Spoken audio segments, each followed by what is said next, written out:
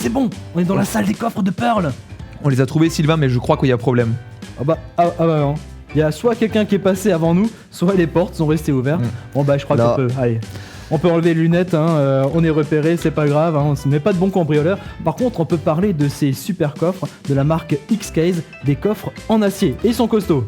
Là, ils sont très costauds, oui. Des coffres équipés donc de parois entièrement en acier avec une épaisseur de 2 mm.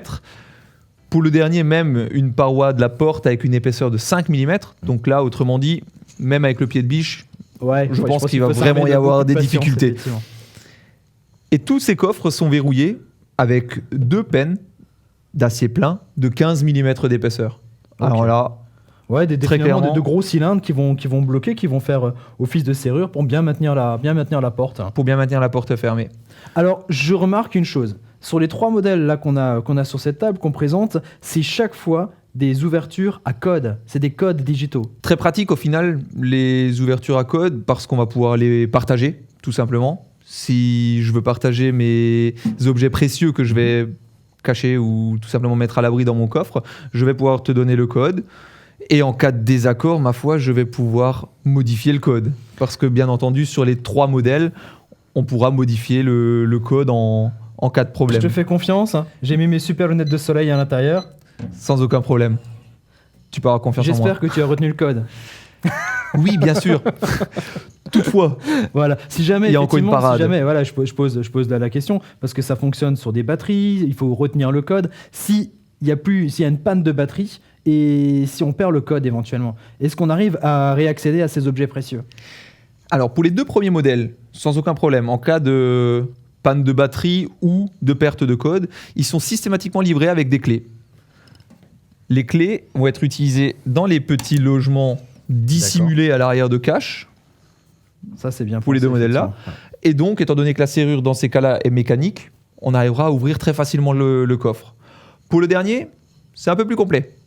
Donc là, en cas de panne de batterie, on pourra brancher une batterie additionnelle qui est livrée avec sur le port micro USB qui est situé en façade du coffre.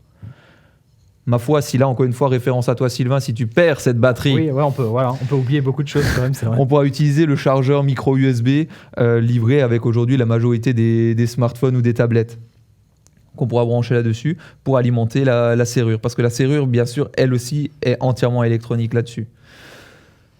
Alors finalement, on a une gamme qui est assez large. On voit, il y a des tailles différentes.